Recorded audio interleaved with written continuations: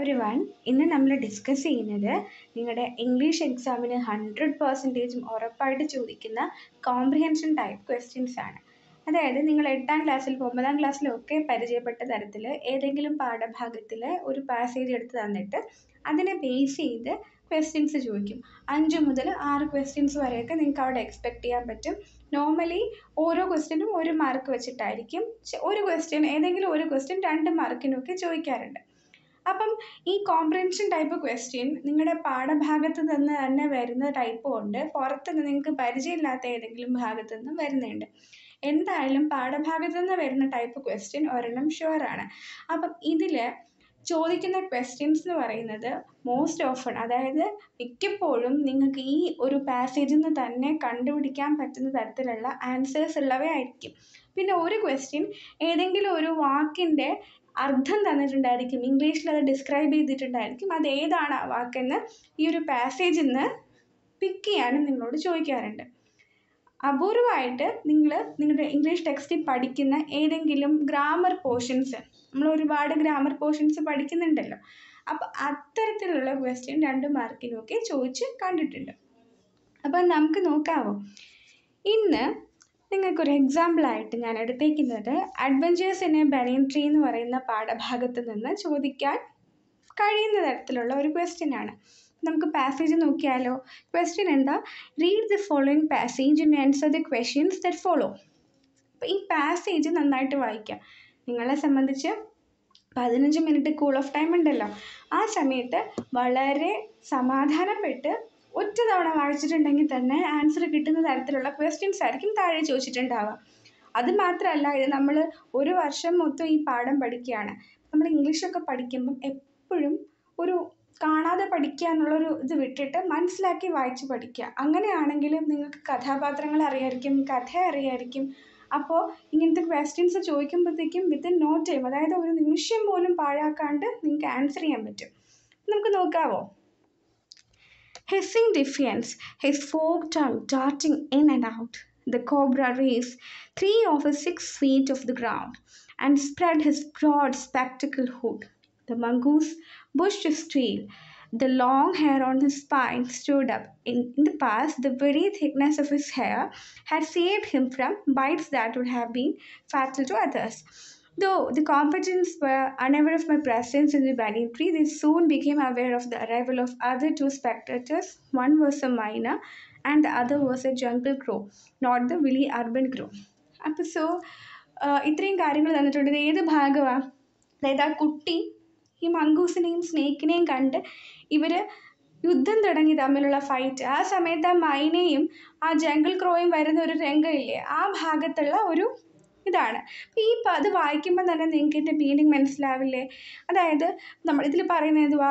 ഈ യുദ്ധത്തിൻ്റെ സമയത്ത് പാമ്പ് അതിൻ്റെ 6 ഫീറ്റ് നീളമുള്ള വലിയ നീളമുള്ള ഭാഗത്തിൽ 3 ഫീറ്റ് ഇങ്ങനെ പത്തിയോടൊപ്പം ഇങ്ങനെ ഗ്രൗണ്ടിൽ ഉയർത്തിപ്പിടിച്ചിട്ടുണ്ട്. എന്നിട്ട് അതിൻ്റെ പത്തിയൊക്കെ ഇങ്ങനെ വിടർത്തി നിൽക്കുക. അതേസമയം നമ്മുടെ കീരി മംഗൂസ് എന്ത് ചെയ്തു? അതിൻ്റെ ടെയിലൊക്കെ നല്ലപോലെ അങ്ങ് വലുതാക്കി ബുഷിയാക്കി ഇതിന് വേണ്ടിയിട്ട് യുദ്ധത്തിന് വേണ്ടി പ്രിപ്പയർ ചെയ്ത് നിൽപ്പുണ്ട്. ഓക്കെ, അപ്പം ഇത് പിന്നെ പറയുന്നത് എന്തുവാ?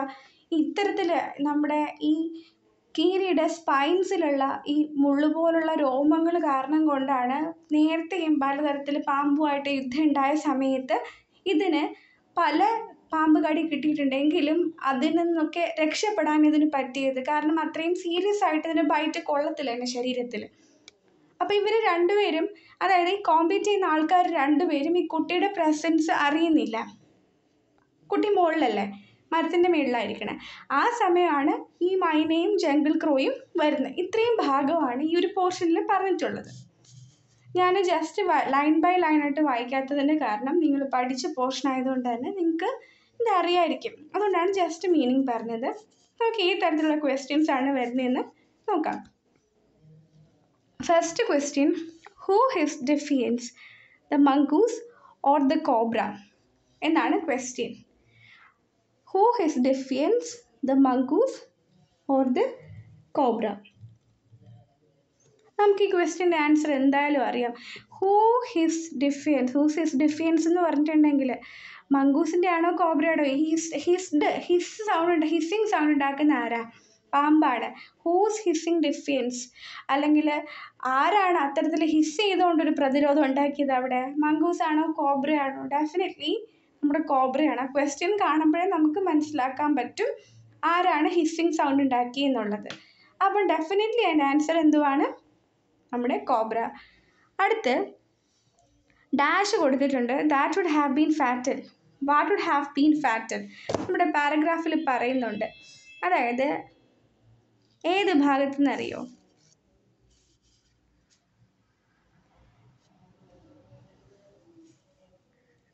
ഇവിടെയാണ് അത് വരുന്നത്. In the past the very thickness of his had saved him from bites that would have been fatal to others.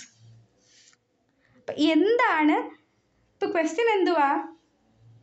എന്താണ് ഫാറ്റൽ ആവാൻ ചാൻസ് ഉണ്ടായിരുന്നത് എന്താണെന്നാണ് ചോദിച്ചിരിക്കുന്നത്. അതെന്താണ്? ഇവിടെ ക്വസ്റ്റ്യനിൽ ഡയറക്റ്റ് ഈ ക്വസ്റ്റ്യൻ്റെ ആൻസർ നമുക്ക് പാസേജിൽ നിന്ന് ഡയറക്റ്റ്ലി കിട്ടുമല്ലേ. The very thickness of his hair had saved him from bites. അപ്പോൾ ആ ബൈറ്റ്സ് ആണ് ഫാറ്റൽ. ഫാറ്റൽ എന്ന് വെച്ചാൽ എന്തുവാ? വളരെ സീരിയസ് ആയിട്ട് അതിൻ്റെ മരണകാരണം ആവാൻ ചാൻസ് ഉണ്ടായിരുന്നത്. അത് എന്ന് ഉദ്ദേശിക്കുന്നത് ഇവിടെ സ്നേക്ക് ബൈറ്റ്സ് ആണ്. അപ്പം snake bites that would have been fatal. Snake bites ആണ് അവിടുത്തെ ആൻസർ വരുന്നത്. ഇതൊക്കെ സിമ്പിൾ ക്വസ്റ്റ്യൻ അല്ലേ? ദെൻ അടുത്ത ക്വസ്റ്റ്യനിലേക്ക് പോയാലോ. Who were the other two spectators? വളരെ സിമ്പിളായിട്ടുള്ള ക്വസ്റ്റ്യൻ ആണ്. കുട്ടി മേളിൽ നിന്ന് ഇതെല്ലാം കാണുന്നുണ്ട്. ഈ കഥയുടെ ഈ പാസേജിൻ്റെ അവസാന ഭാഗത്ത് പറയുന്നുണ്ട്, they soon became aware of the arrival of two other spectators. One was a myna and other a jungle crow. അതായത് ഒന്നൊരു മൈനയായിരുന്നു, മറ്റൊന്നൊരു ജംഗിൾ ക്രോ ആയിരുന്നു എന്നുള്ള കാര്യം അതിൽ തന്നെ പറയുന്നുണ്ട്. അപ്പോൾ അതിൻ്റെ ആൻസർ വളരെ എളുപ്പത്തിൽ കണ്ടുപിടിക്കാൻ പറ്റത്തില്ല.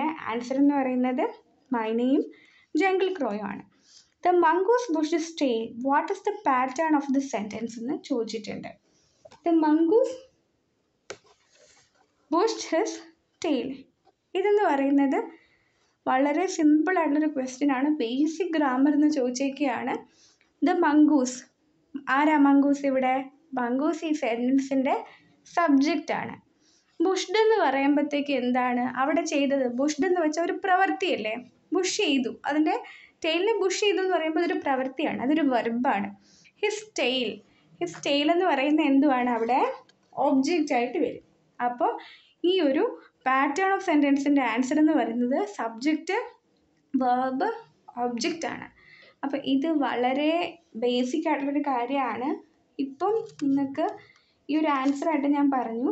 ഇനി നിങ്ങൾക്ക് ഇത് വളരെയധികം മനസ്സിലാകുന്ന രീതിയിൽ നമുക്ക് ഗ്രാമർ പോർഷൻസ് ഡിസ്കസ് ചെയ്യാം കേട്ടോ.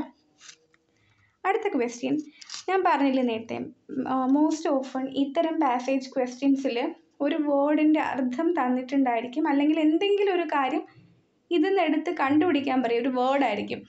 Identify a word that is synonym for fighters. ഫൈറ്റേഴ്സിന് പകരം പദം, അതായത് നമ്മൾ മലയാളത്തിൽ പര്യായപദം പറയത്തില്ലേ, ഫൈറ്റേഴ്സ് എന്ന് നമ്മൾ പറയുന്ന സമയത്തൊക്കെയും ഇവിടെ പറയുന്നൊരു വേർഡ് ഉണ്ട്. ഏതാ വേർഡ്? അതെ, വളരെ ശരിയാണ്. ഇവിടെ പറയുന്ന കോമ്പാറ്റൻസ് എന്ന് പറയുന്ന ഈ വേർഡാണ് ഫൈറ്റേഴ്സിന് അർത്ഥമായിട്ട് വരുന്നത്. അപ്പോൾ ഇതൊക്കെ വളരെ സിമ്പിളായിരുന്നില്ലേ? നിങ്ങൾക്ക് വളരെ എന്തെങ്കിലും ടഫായിട്ട് വല്ലതും ഫീൽ ചെയ്യുന്നുണ്ടോ? ഇല്ല. ഇപ്പം നിങ്ങളുടെ ടീച്ചർ പഠിപ്പിക്കുന്ന സമയത്ത്, ടെക്സ്റ്റ് പഠിപ്പിക്കുന്ന സമയത്ത് എങ്ങനെയാണ് ശ്രദ്ധിച്ചിരിക്കേണ്ടതെന്ന് പറയാം. നിങ്ങളുടെ ടീച്ചർ പല രീതിയിലായിരിക്കും പഠിപ്പിക്കുക. ഓരോ ടീച്ചേഴ്സിനും ഓരോ തരത്തിലായിരിക്കുമല്ലോ പഠിപ്പിക്കുക. എങ്ങനെയാണെങ്കിലും നിങ്ങൾ ഫസ്റ്റ് ആ ടീച്ചർ പഠിപ്പിക്കുന്ന സമയത്ത് ആദ്യം തന്നെ നിങ്ങൾക്ക് ബുദ്ധിമുട്ടുള്ള വേർഡ്സ് അണ്ടർലൈൻ ചെയ്ത് വെച്ചേക്കുക. എന്നിട്ട് ടീച്ചർ പഠിപ്പിച്ച് പോയ സമയത്ത് ആ വേർഡിൻ്റെ മീനിങ് പറയുന്നുണ്ടെന്ന് നോക്കുക. ഉണ്ടെന്നുണ്ടെങ്കിൽ അപ്പോൾ എഴുതി വെക്കുക. അഥവാ ഇല്ലയെന്നുണ്ടെങ്കിൽ ആ ടീച്ചറിനെ പിന്നെ കണ്ടിട്ട്, അല്ലെങ്കിൽ അപ്പോൾ ക്ലാസ്സിൽ ആ ഒരു ഇത് കഴിയുമ്പോഴത്തേക്ക്, അല്ലെങ്കിൽ അപ്പോൾ തന്നെ നിങ്ങൾക്ക് ആ ഒരു ഡൗട്ട് ക്ലിയർ ചെയ്യുക. എങ്ങനെയാണെങ്കിലും ഒരു പാഠഭാഗത്തിലെ എല്ലാ പാസേജും നല്ല ഫെമിലിയർ ആയിരിക്കുക. എന്നാൽ മാത്രമേ ഇത്തരം ക്വസ്റ്റ്യൻസ് അറ്റൻഡ് ചെയ്യാൻ പറ്റുള്ളൂ. പക്ഷേ ഒരു കുട്ടി ഇതൊക്കെ വളരെ ഫെമിലിയർ ആയിട്ടുണ്ടെങ്കിൽ ആ കുട്ടിക്കിത് 5 മാർക്ക് നിമിഷം കൊണ്ട് കിട്ടുന്ന ഒരു കാര്യമാണ്. അപ്പോൾ ഇതുപോലെ നിങ്ങൾ ഒരുപാട് പ്രാക്ടീസ് ചെയ്യുക. നമുക്ക് വേറൊരു എക്സാമ്പിളും കൂടെ നോക്കാം.